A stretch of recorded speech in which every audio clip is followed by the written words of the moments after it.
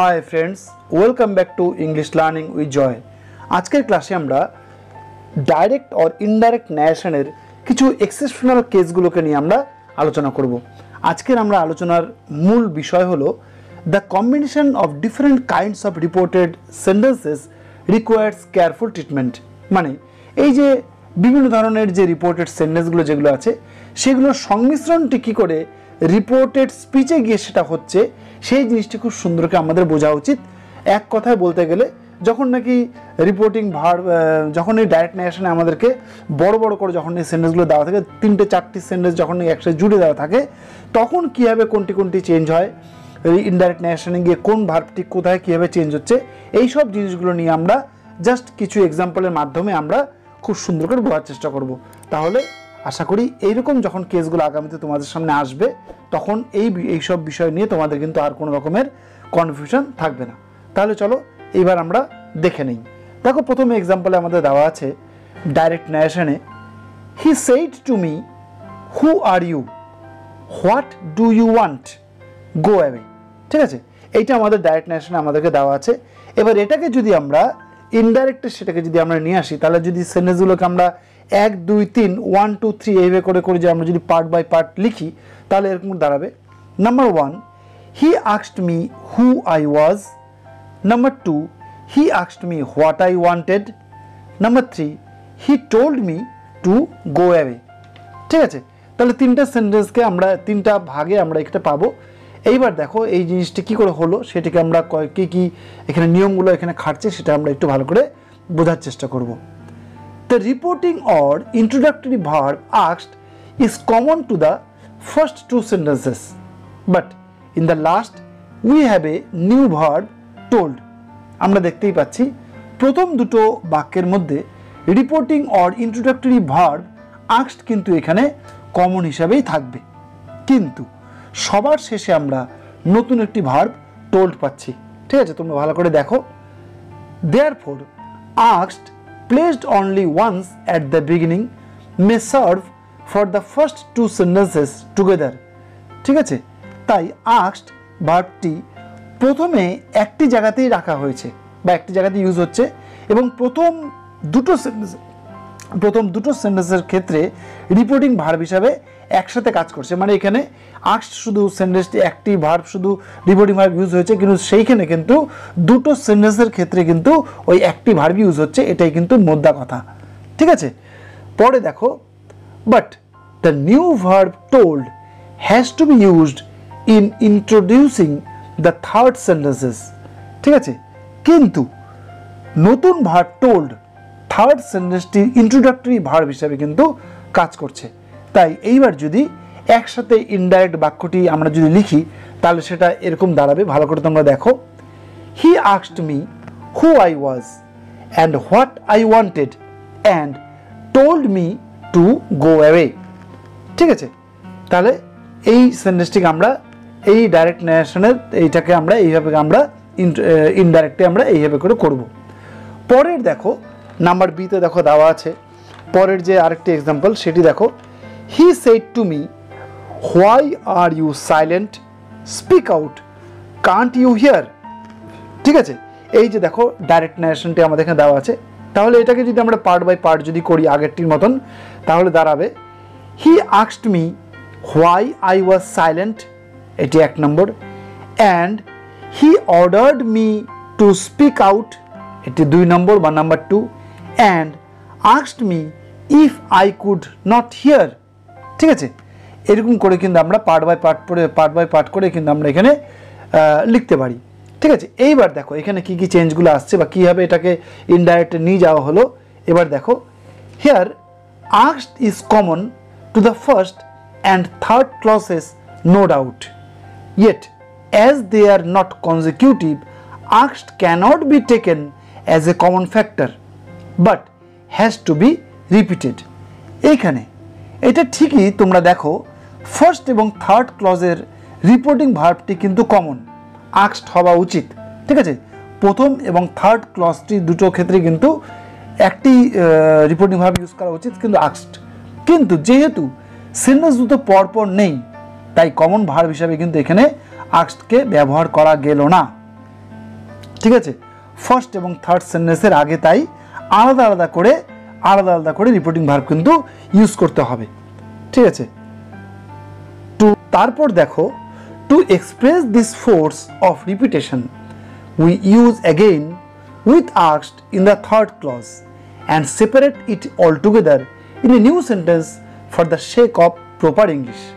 ঠিক আছে, এইখানে খেয়াল করো তোমরা, কিন্তু রিপোর্টিং ভার্বের ফোর্সটিকে ঠিকঠাক করে বোঝানোর জন্য থার্ড ক্লজের আগে অ্যাগেইন ওয়ার্ডটি ইউজ করতে হলো এবং সেন্টেন্স দুটোকে প্রপার ইংলিশ করার স্বার্থে সেপারেট করা হলো বা আলাদা করা হলো।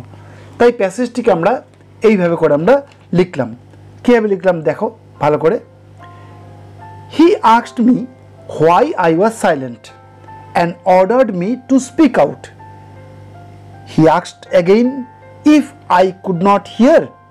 ঠিক আছে, তাহলে দেখো প্রথমে যে সেন্টেন্সটি যেটা নাকি ডাইরেক্ট ন্যারেশনে কী দেওয়া ছিল, সেটি ছিল he said to me why are you silent, speak out, can't you hear. তাহলে এটার ইনডাইরেক্টে করা হলো he asked me why I was silent and ordered me to speak out. He asked me again if I could not hear. ঠিক আছে, তাহলে দুটো এক্সাম্পলের মাধ্যমে আমরা এক্সাম্পলগুলোকে কী করে ডাইরেক্ট থেকে ইনডাইরেক্টে করা হলো সেটাকে আমরা ধরে করে আমরা কিন্তু শিখলাম। এইবার দেখো কয়েকটি নিয়ম কিন্তু আমরা কিন্তু এখানে কিন্তু বুঝতে পারলাম। সেগুলো কি? সেগুলো হলো, when sentences of the same kind occur consecutively in the reported speech, the reporting or introductory verb is to be used only once in the indirect speech. But when the sentences are not consecutive, the verb is to be repeated, often with the addition of again or also, before or after it. মানে হলো পরপর করে reported স্পিচে যদি একই ধরনের sentence থাকে তাহলে indirect স্পিচে reporting বা ইন্ট্রোডাক্টরি ভার্বটি একবার ব্যবহার করলেই হবে। ঠিক আছে, মানে পরপর করে যদি ইনডাইরেক্ট ন্যারেশনে যদি একই রকমের যদি সেন্টেন্স থাকে, কিন্তু একই ধরনের সেন্টেন্স যদি পরপর না থাকে তাহলে রিপোর্টিং ভার্বটি বারবার ইউজ করতে হবে এবং প্রায় এর আগে বা পরে অ্যাগেইন অর অলসো এই কথা দুটো বা এই ওয়ার্ডটি কিন্তু ব্যবহার করা কিন্তু দরকার। এটা কিন্তু প্রথম নিয়মটি আমরা কিন্তু শিখলাম। আরেকটি কি শিখলাম? when sentences of different kinds are joined, different reporting verbs appropriate to the different sentences have to be used in the indirect form.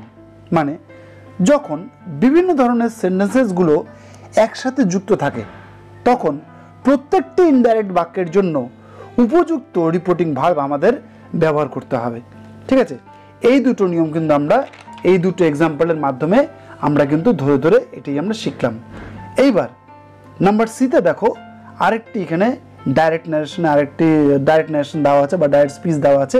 এটার দ্বারা আমরা কিছু শিখবো। দেখো দেওয়া আছে, he said to me why were you absent, the headmaster is angry, go to him at once. এটা কিন্তু ডাইরেক্ট ন্যারেশনে দেওয়া আছে। তাহলে এটাকে যদি আমরা ভাগ করে যদি লিখি তাহলে কি দাঁড়াবে? He asked me why I had been absent, number one sentence, and said the headmaster was angry, number two sentence, and number three, and told me to go to him at once. ঠিক আছে, এইবার এটাকে যদি আমরা proper অর্ডারে যদি আমরা রাখি, মানে এক্সাক্ট ইনডাইরেক্ট স্পিচে যদি এটা কনভার্ট করি তাহলে কি দাঁড়াবে? তাহলে দাঁড়াবে, he asked me why I had been absent, the headmaster was angry, so he told or advised me to go to him at once. ঠিক আছে, তাহলে দেখো এইখানে আমরা কী জিনিসগুলো চেঞ্জ হলো এটা আমরা এবার জানবো। It has to be noted that the entire introductory portion he said that is altogether dropped from the second sentence, which is used independently, and to maintain the link a new word so is put between the clauses. ঠিক আছে, কি দেখলাম? আমরা যদি আলাদা করে বাক্যগুলোকে করি তাহলে সেন্টেন্সগুলো এইভাবে করে পরিবর্তিত হচ্ছে, যেটা তোমরা উপরে দেখলাম। এইবার আমরা ভালো করে লক্ষ্য করলে বুঝবো যে পুরো introductory portion he said that, এই ভালো করে দেখো, এই হি সেড দ্যাট এটাকে কিন্তু দ্বিতীয় বাক্যে কিন্তু এটা কিন্তু ড্রপ করা হয়েছে, বা দ্বিতীয় বাক্যে এই হি সেড দ্যাট এটা কিন্তু নেই। এবং পরের দুটো ক্লজের মাঝে কিন্তু নতুন লিঙ্ক ওয়ার্ড সো ব্যবহার করা হয়েছে। ঠিক আছে, এটা কিন্তু ভালো করে তোমরা খেয়াল করো। আবার দেখো, হি asked me why I had been absent, the headmaster was angry. এখানে কিন্তু দেখো যেই জিনিসটাকে ড্রপ করা হয়েছে সেটা হলো হি সেড দ্যাট, এই জিনিসটি কিন্তু পরের সেন্টেন্সের মধ্যে ড্রপ করা হয়েছে। ওখানে নতুন লিঙ্ক ওয়ার্ড সো এটাকে ইউজ করা হয়েছে। ঠিক আছে, এই যে একটা ট্রিক বলা হয়েছে, this trick of dropping the entire introductory portion from the assertive sentences when they do not begin the reported speech is very helpful to beginners।